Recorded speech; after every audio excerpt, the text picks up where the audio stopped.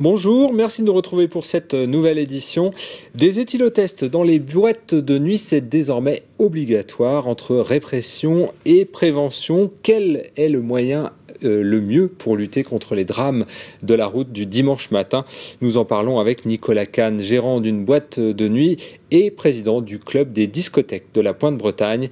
Mais auparavant, un point sur l'actualité de ce mardi 4 octobre 2011 dans le Finistère. Ils étaient une centaine ce mardi midi à manifester devant la sous-préfecture de Brest. Les salariés de la Sobrena sont toujours inquiets sur l'avenir de la réparation navale civile à Brest. Brest, premier port français pour cette activité. Une délégation de la CGT a été reçue par le sous-préfet.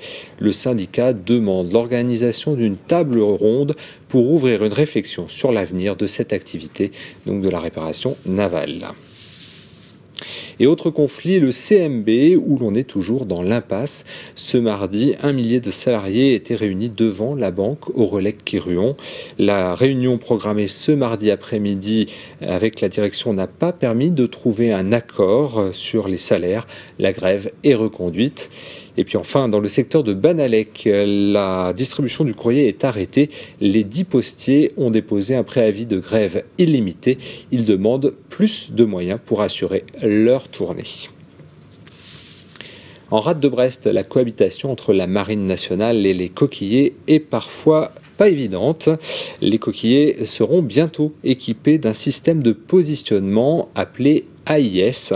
Tous leurs déplacements en rade seront identifiés et ça ne fait pas que des heureux. Pauline Ferco. Les 60 pêcheurs de coquilles de la rade de Brest seront désormais surveillés par satellite. Cette mesure est issue d'un accord entre la Marine nationale et le comité des pêches à la suite de dégradation d'équipements militaires situés dans des zones de pêche interdites. Dorénavant, les coquillers qui entreront dans ces zones seront immédiatement détectés.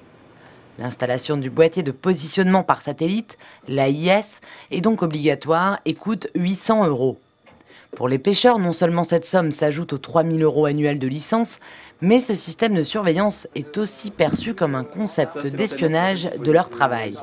Tous ceux qui, à terre ou en mer, seront connectés à ce système-là, auront le positionnement de l'ensemble des bateaux.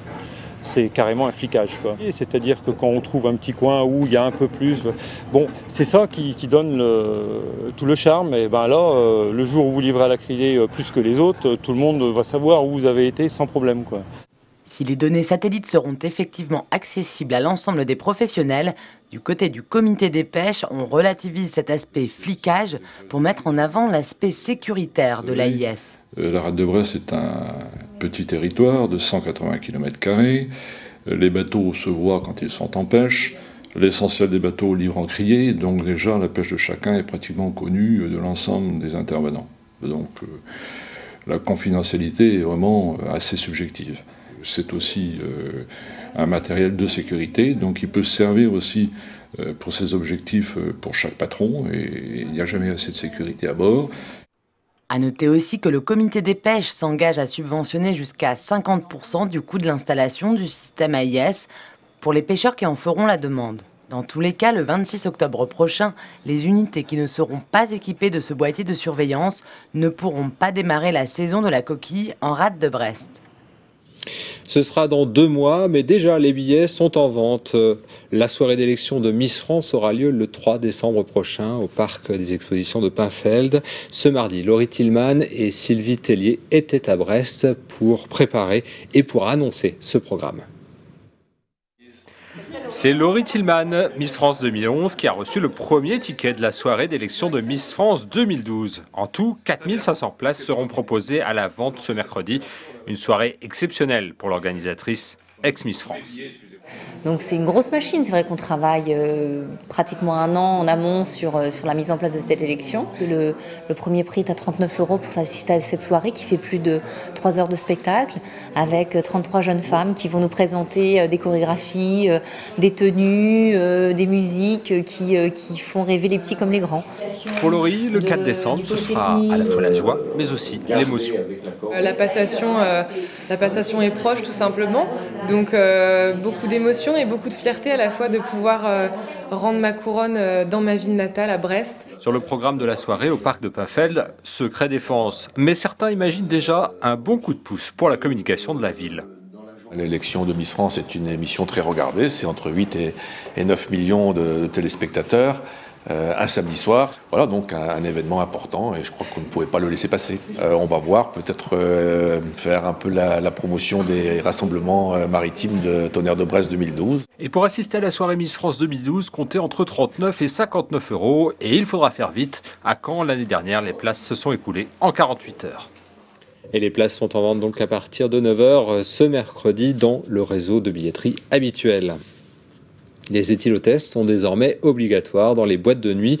Le décret est paru au bulletin officiel le 1er octobre. Pas de grande surprise dans le monde de la nuit. Nicolas Kahn, bonjour. Bonjour. Vous êtes gérant de la Villa à Guipava, donc une discothèque, et puis vous êtes aussi le président du club des discothèques de la Pointe-Bretagne, un groupement qui rassemble 15 établissements. Alors, première question, comment va fonctionner ce nouveau dispositif d'éthylotest obligatoire ? Alors on va avoir à disposition des clients des éthylotests, soit des éthylotests chimiques ou alors avec des bornes éthylotest. Voilà, donc après Vous devez les mettre à disposition. On va les mettre à disposition gratuitement. Voilà. Et est-ce que c'est nouveau ? C'est nouveau, oui et non. Alors c'est officiel, mais on en a dans les établissements depuis de nombreuses années. Voilà, les clients ont le choix, peuvent en demander aux agents de sécurité. On leur remet ça gratuitement. Je pense qu'aujourd'hui les 3/4 des discothèques sont équipées de tels systèmes, donc c'est pas vraiment une nouveauté. Pour bien comprendre le système, c'est toujours le client qui est volontaire pour souffler dans l'éthylotest. Oui, alors on a les deux cas de figure. Le client est volontaire, il vient nous demander, donc il a un doute, il nous demande un éthylotest et puis on lui en remet un gratuitement. Ou alors ça peut être aussi l'agent de sécurité sur le parking pour les discothèques qui ont des parkings qui remarque qu'un conducteur n'est peut-être pas en état de conduire et puis lui propose de souffler et puis voilà, il fait un acte de prévention. Que faites-vous en cas d'éthylotest ou de test positif ? Alors c'est là où c'est compliqué, on n'a pas le pouvoir de police, donc on n'est pas des gendarmes. Maintenant, voilà, on dissuade, on informe et puis ça se passe bien en général. Voilà. Après, on propose de prendre le taxi ou certaines discothèques ont des navettes. Voilà, donc ça se passe bien en général. Les jeunes aujourd'hui sont quand même assez responsables et voilà, le prennent bien. Donc les clients acceptent. Les clients acceptent, ça se passe bien. Voilà. Est-ce que vous pensez que ce décret, du coup, est vraiment utile ? Il est vraiment utile, voilà. Alors est-ce que ça va être un moyen supplémentaire de pression sur nos établissements ou est-ce que c'est bon, je sais pas. Après on verra bien. Maintenant c'est quelque chose qui, bon, moi c'est officiel. Sauf que voilà, on n'a pas attendu que la loi passe pour l'appliquer en fait. Voilà. Vous dites nous parce que, je le disais dans la présentation, vous êtes président du club des discothèques de la Pointe-Bretagne. Vous avez réussi à vous réunir entre collègues. Comment est perçu ce décret chez vos collègues aussi ? En général, vous avez déjà alors c'est tout nouveau, donc ouais, c'est tout nouveau. On n'a pas eu l'occasion encore vraiment d'en parler entre nous. Maintenant, on y a déjà pensé et on s'est regroupé également pour prévoir peut-être l'achat aussi de bornes éthylotest tous ensemble. Donc au moins sur la région brestoise. C'est un investissement important. C'est un investissement de à peu près 1 500 € par établissement. Donc aujourd'hui, on a une quinzaine d'établissements à être regroupés. Donc voilà, on va essayer de mener à bien ce projet et puis d'équiper tous les établissements de bornes éthylotest. Alors je crois que vous êtes réunis aussi pour un défi, le défi brestois, c'est ça ? Voilà, alors le défi brestois ce week-end qui aura lieu vendredi soir, donc à la suite au port de commerce, et puis dans mon établissement à Guipava, samedi Ça veut dire soir. qu'on fait quoi? On va en boîte mais on boit pas d'alcool? Voilà, alors les conducteurs boivent pas d'alcool. Les petits copains peuvent en boire, mais les conducteurs n'en boivent pas. Donc on leur propose de remettre leurs clés directement à l'entrée. Ils s'engagent à ne pas consommer d'alcool. On leur offre l'entrée. On leur offre également les consommations sans alcool. Donc voilà, toute la soirée, ils peuvent consommer autant de sans alcool qu'ils le souhaitent. Et puis ils soufflent en repartant. Et puis voilà, il y a des petits cadeaux ou des choses comme ça, mais ils ramènent leurs copains en toute sécurité. Et est-ce qu'on peut imaginer, Nicolas Kahn, une discothèque sans alcool du tout, toute l'année, 365 jours? Une discothèque sans alcool, est-ce qu'on peut l'imaginer? C'est compliqué parce qu'en ça va fait, être compliqué, ouais. une partie du chiffre d'affaires repose aussi sur la vente d'alcool.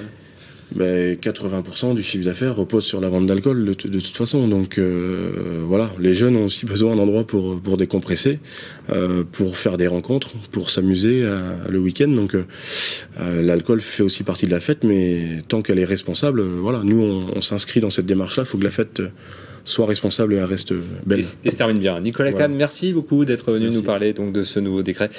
Ce point est terminé. On vous rappelle donc que le défi brestois, c'est à partir de ce jeudi. Merci beaucoup de nous avoir suivis. On se retrouve demain à 18h15 pour un nouveau point sur l'actualité.